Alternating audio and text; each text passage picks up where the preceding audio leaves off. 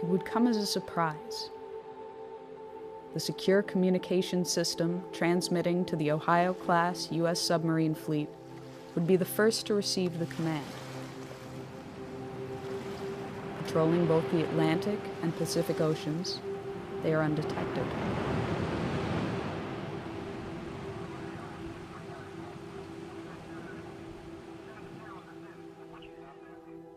Fourteen of the 18 warships are equipped with 24 Trident missiles each, Trident 1s and Trident 2s. The remaining 4 are armed with 154 Tomahawk cruise missiles, which can be outfitted with nuclear warheads. The fleet as a whole represents half of the United States' strategic thermonuclear capability. A single Trident II missile is equipped with up to 8 nuclear warheads aboard a multiple independently targetable re-entry vehicle, or MIRV. A single W-88 warhead delivers the equivalent of 475 kilotons of TNT. In the case of a full deployment, the United States could unleash over 400 such missiles with between 6 and 8 warheads each.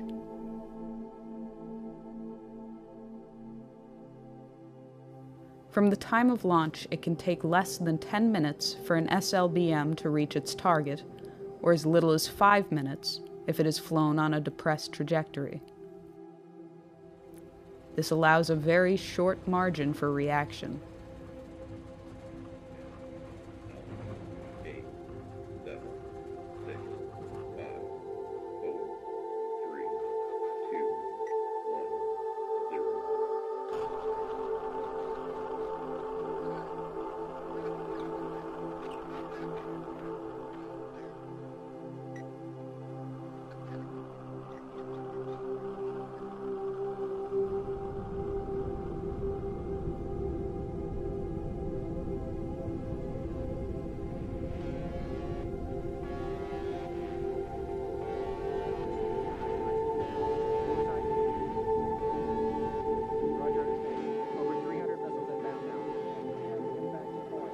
Early warning radar systems in Russia, China, and elsewhere immediately detect the missile plume.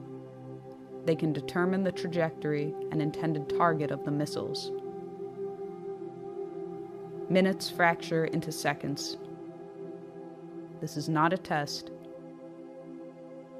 This is not scheduled.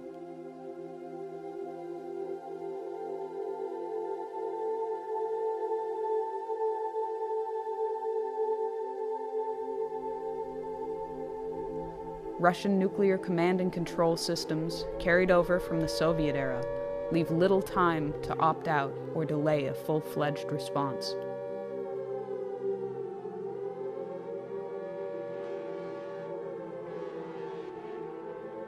Within 50 seconds, the missile has peaked above the Earth's atmosphere. It reaches its top speed. The engine drops off. The bus releases multiple warheads as well as decoys. The radar systems on the ground are overwhelmed and unable to differentiate the two when they are in post-boost phase. Re-entering the atmosphere, the decoys burn off, and the warheads enter their terminal phase.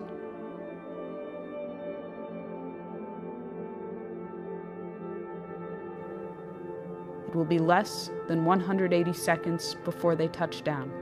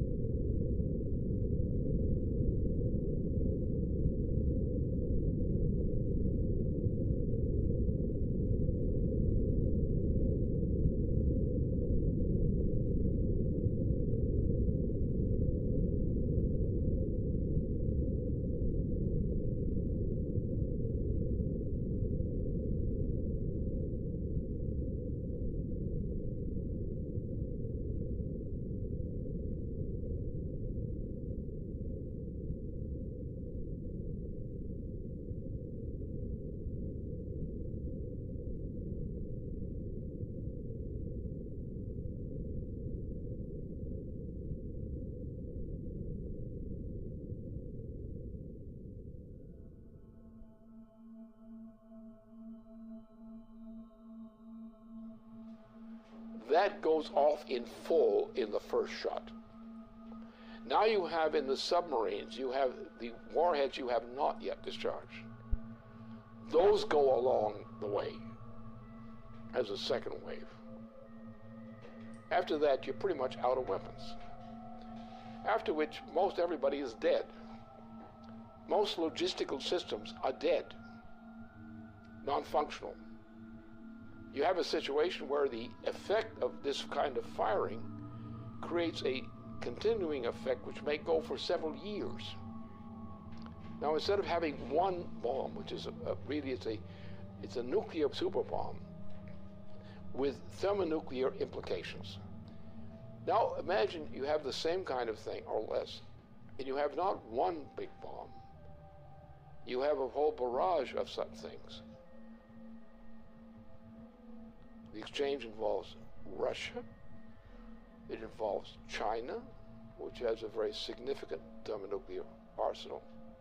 It implicitly involves India. It involves the United States. It involves the extermination, virtually, of Western Europe.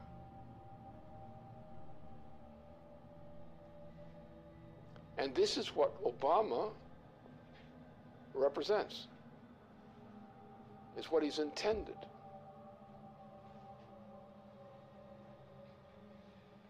This is the end of civilization.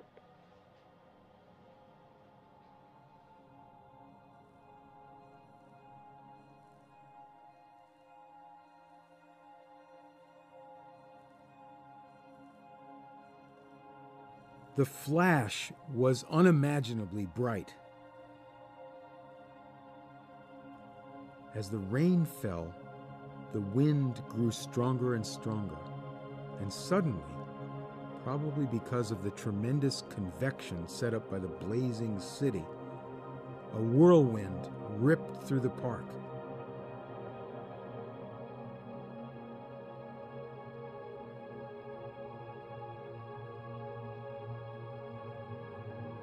They all felt terribly thirsty, and they drank from the river.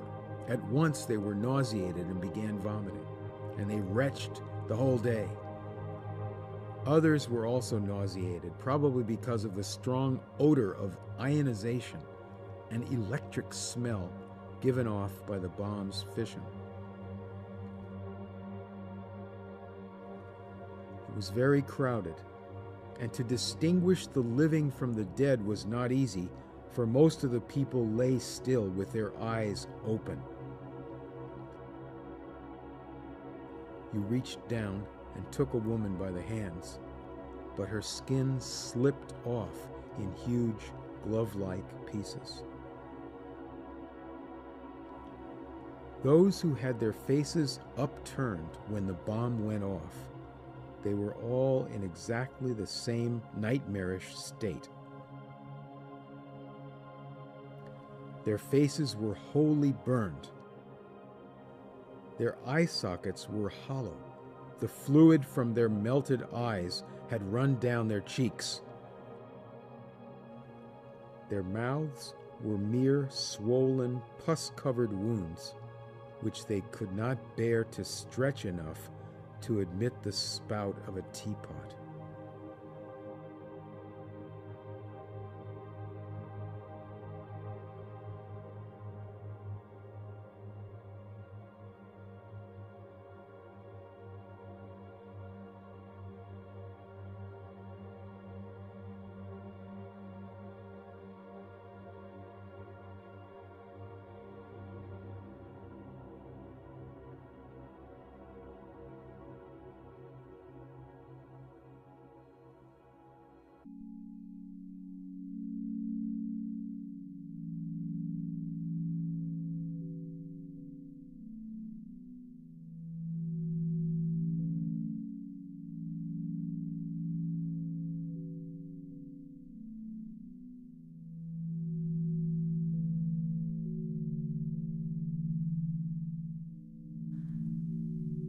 The current world population is 7 billion persons. The current global nuclear arsenal is approximately 5,000 megatons. After a full nuclear exchange and the immediate loss of life at the points of direct impact and surrounding fallout zones, the ongoing environmental, climatic, and social consequences continue for years. The dust and soot picked up from fires, burning cities, and other target sites has been compared to a volcanic eruption, but far more long-lasting. A regional nuclear conflict, employing only 0.3% of the global nuclear arsenal, would potentially result in 1 to 5 million metric tons of black carbon that would be spewed into the Earth's atmosphere.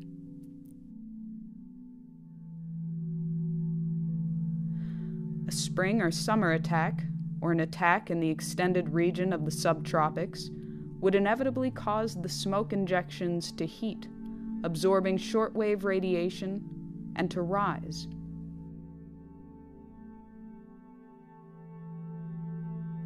Within a week, what is not washed out immediately in black rain has risen through the troposphere and into the upper stratosphere, where it will remain for many years.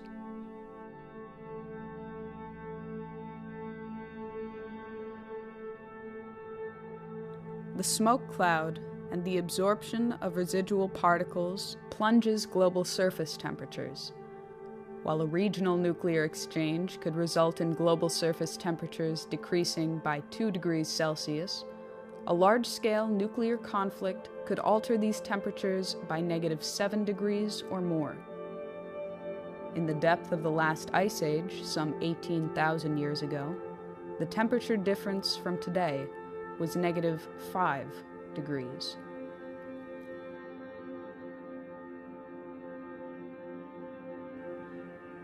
Famine for billions of people far from the target zones would be the result of a -2 degree change. Growing seasons would be shortened by nearly 3 weeks, wiping out crops. A change in 5 degrees would sufficiently ruin Canadian agriculture entirely. If world grain reserves were not destroyed in the initial exchange, reserves would last for 71 days, with little, if any, means of transportation.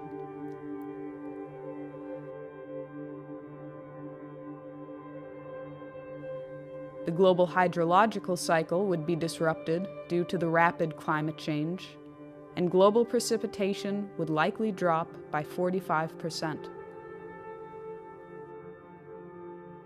The total integrated dose of radiation to living things could reach up to half the level of lethality for human beings, even in regions of the world outside the war latitudes. If nuclear installations were targeted, including plants, fuel cycle installations, and waste dumps, and nuclear materials were vaporized, it would create a very long-lasting impact on survivors.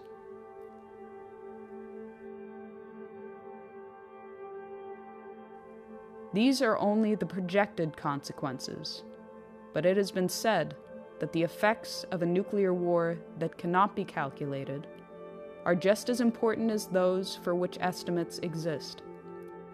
Both, however, are subject to very large uncertainties. These estimated consequences have, so far, survived the scrutiny of scientists in the East and West for the past 30 years.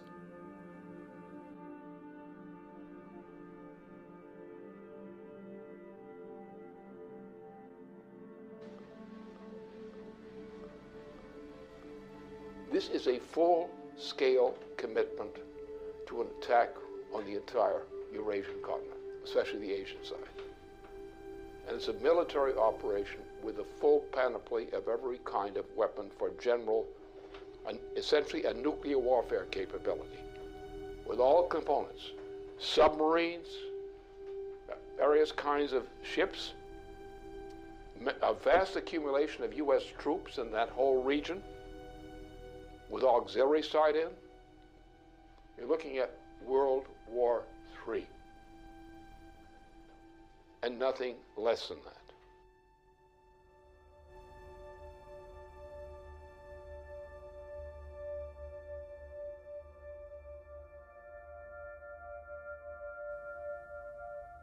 the period of late 2011, U.S. President Barack Obama inaugurated a Pacific Century, or a Pacific Pivot, which expands U.S. military presence in the naval theaters of the Pacific and Indian Oceans.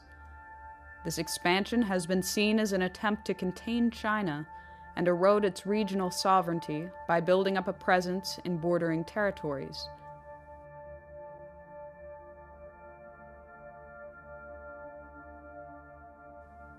Barack Obama's rebalance to the Pacific includes plans that would take effect over the coming years to station 4 littoral combat ships in Singapore, to obtain increased U.S. access to the Australian naval base at Perth, and increase troop levels at Darwin to 2,500 troops. There are also plans to expand troops in South Korea to 28,500, to expand troop presence in Guam, the Philippines, Japan, and to maintain the forward deployment of U.S. aircraft carriers in that theater. China has responded to increased U.S. presence in the Pacific with the Area Denial Anti-Access Strategy, Chinese military measures to keep adversaries out of strategic territory bordering their country, in particular the East China Sea. In addition, the Pacific strategy also includes a missile defense shield, which would be on the soil of South Korea, Japan, and Australia, targeting Asia and the Middle East. As a response to what was seen as an Asia-Pacific arms race, Chinese press indicated that to improve its security, China would upgrade its nuclear weapon capability. They would also develop offensive nuclear-powered submarines with ballistic missile capabilities sufficient to break the interception capability of the U.S. missile defense system. In the spring of 2012, there was further warning that an overarching missile defense system would force China to change its long-held nuclear policy, that China would revisit its policy of no first use and, if threatened, would consider an offensive nuclear strike. We've begun a review that will identify our most important strategic interests and guide our defense priorities and spending over the coming decade. So here's what this region must know. As we end today's wars, I have directed my national security team to make our presence and mission in the Asia-Pacific a top priority. As a result, reductions in U.S. defense spending will not, I repeat, will not come at the expense of the Asia-Pacific. My guidance is clear. As we plan and budget for the future, we will allocate the resources necessary to maintain our strong military presence in this region.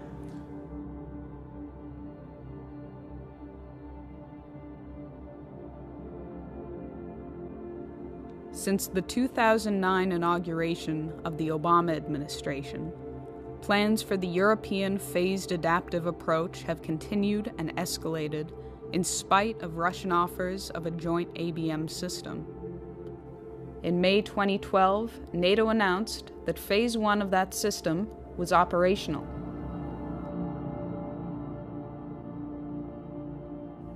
Phase 1 includes the deployment of ballistic missile defense systems along the perimeter of Russia.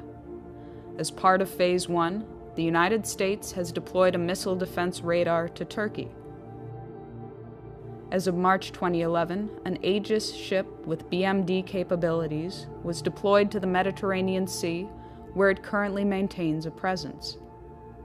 An agreement was reached with Romania to host a U.S. land-based BMD interceptor site. Agreements were also reached with Poland to host a similar site. The existing naval facility in Rota, Spain, also agreed to host 4 U.S. Aegis destroyers, each with BMD capabilities and equipped with Tomahawk missiles able to deliver both conventional and nuclear warheads.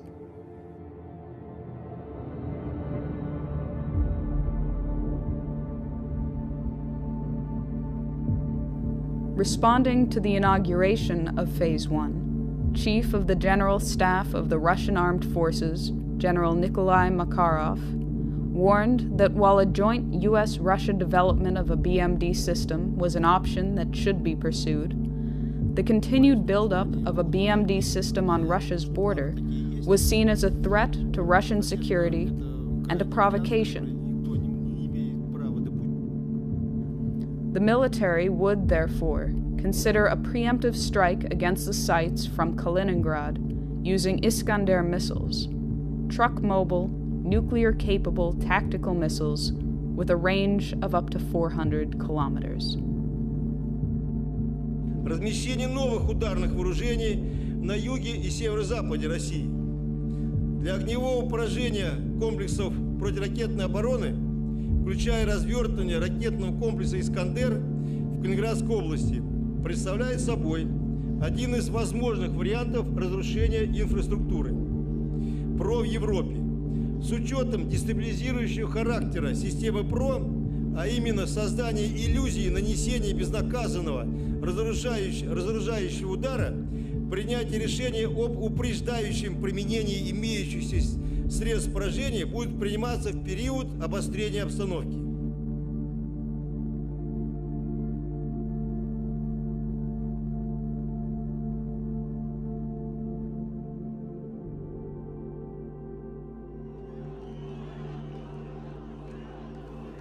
It was demonstrated at Brussels early in February 2012 that while Russia and China abstained from giving their support to UN Resolution 1973, they would forcefully draw the line on Syria and implicitly on Iran. That future interventions or regime change operations in violation of the United Nations' professed commitment to defend the sovereignty of all independent states would no longer be tolerated and would be countered by force if necessary.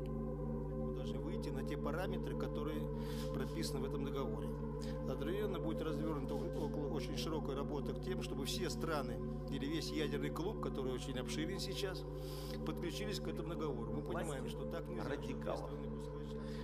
Я уже не говорю, что в какой-нибудь момент такие действия, которые подрывают государственный суверенитет, могут закончиться вполне себе такой полноценной региональной войной.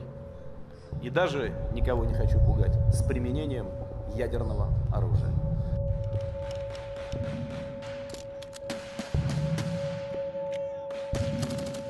In a speech before the 18th General Assembly of the United Nations, President John Kennedy warned even little wars are dangerous in a nuclear world. Today it has been through the hardline preventive actions taken by the U.S. Joint Chiefs of Staff and the Russian military and political leadership that have held back the tides of a threatened international conflict. Simultaneous with these delays, the economic conditions in the transatlantic have deteriorated to the point of imminent breakdown, while the Eurasian region has enjoyed relative prosperity in comparison.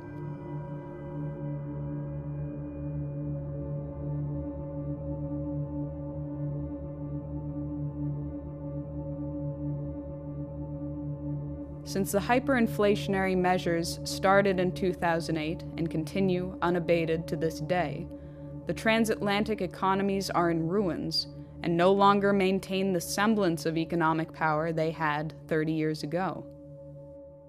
Similarly, NATO no longer maintains the military power it had during the Cold War.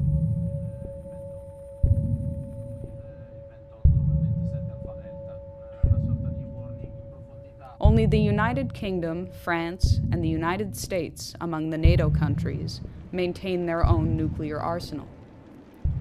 France is believed to have a nuclear stockpile of 300 warheads, and Britain maintains a stockpile of 225 with 160 active nuclear warheads.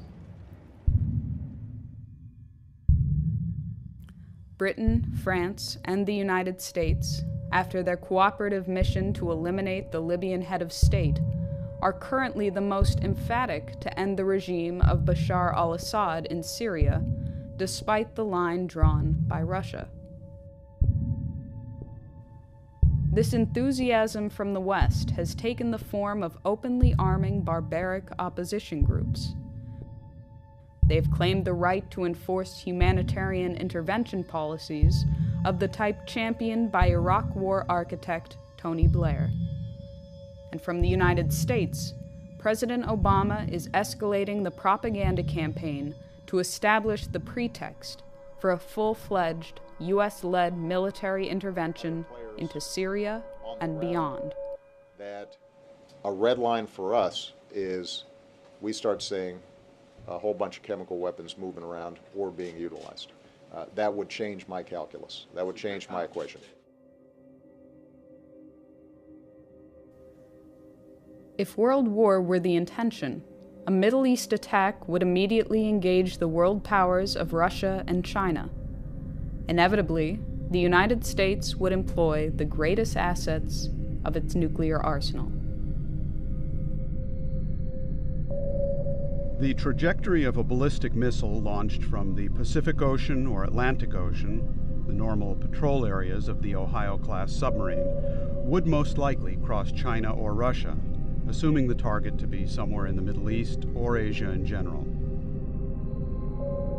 This has two significant implications. First, the U.S. would have to inform Russia or China of its intentions prior to initiating a strike from a submarine, if either of those two nations was not the intended target, which blunts the effectiveness of the strike. Second, the launch acts as a datum for the submarine itself. If the launch platform is also carrying nuclear weapons, the effect of launching a missile makes the entire submarine and its nuclear payload more vulnerable. Assuming that other nations have been informed of an intention to launch a strike from a ballistic missile submarine, this may afford a nation an opportunity to actually destroy the submarine. For these two reasons, it is unlikely that any U.S. president will execute a non-nuclear strike from an Ohio-class submarine on strategic deterrent patrol.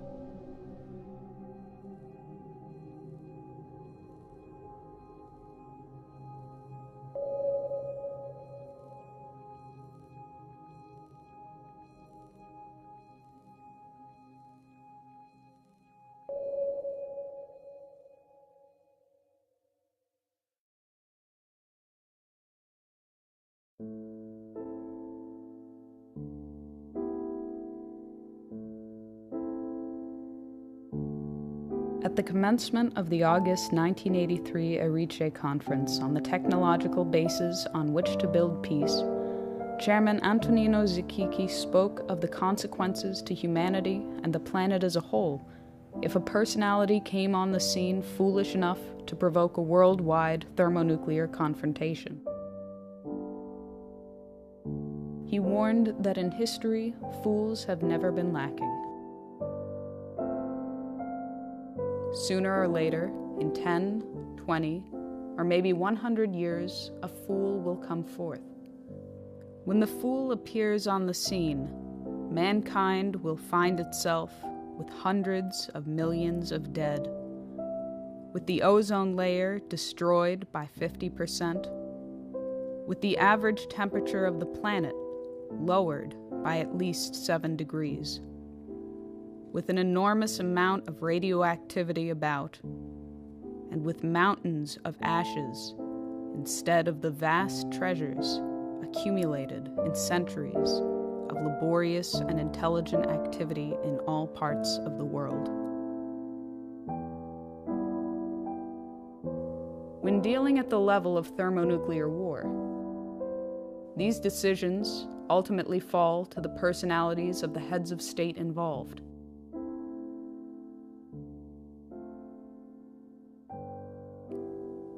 When the American people chose Dwight D. Eisenhower to lead the nation, it was his handling of the Suez Crisis which drew us back from what would have inevitably escalated into nuclear war.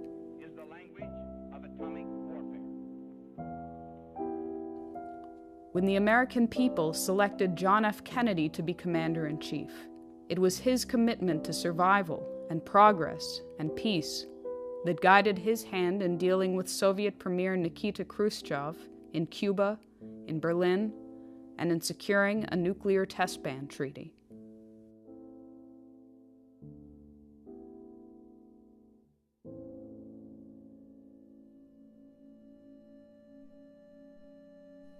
Today, the American people have chosen Barack Obama, who, at the earliest phase of his presidency, was already moving the apparatus into place that could and would trigger a worldwide nuclear holocaust. Obama, on his part, is clinically insane. His state of mind, as manifest, is that of a clinically insane person. And it's a clinical insanity of the Nero type. So therefore, he is in a mood and on a road toward his own self-annihilation, whether as a personality or even more drastic measures. That is coming. This man is a type who's capable of suicide. This may be the first clear suicide case in the U.S. presidency. He's in the direction of getting there. Whether he actually gets there, the fact remains he's now developing rapidly in that direction.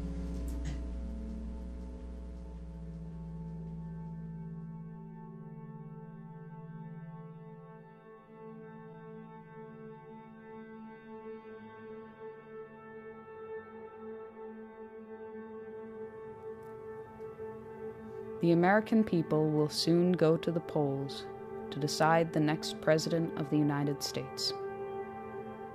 Recent estimates and reports indicate that the United States military, in particular the U.S. naval capability, will be at its peak deployment capacity in the coming months before elements are retired, phased out, or cut from the budget.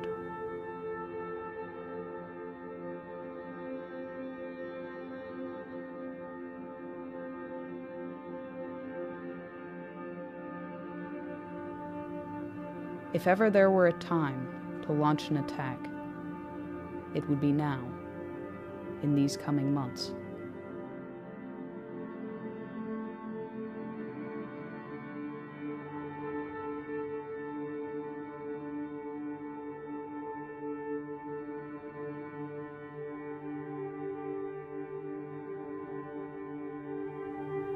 If ever there were a time to prevent such an attack, it would be now, before the consequences of the November 6 election.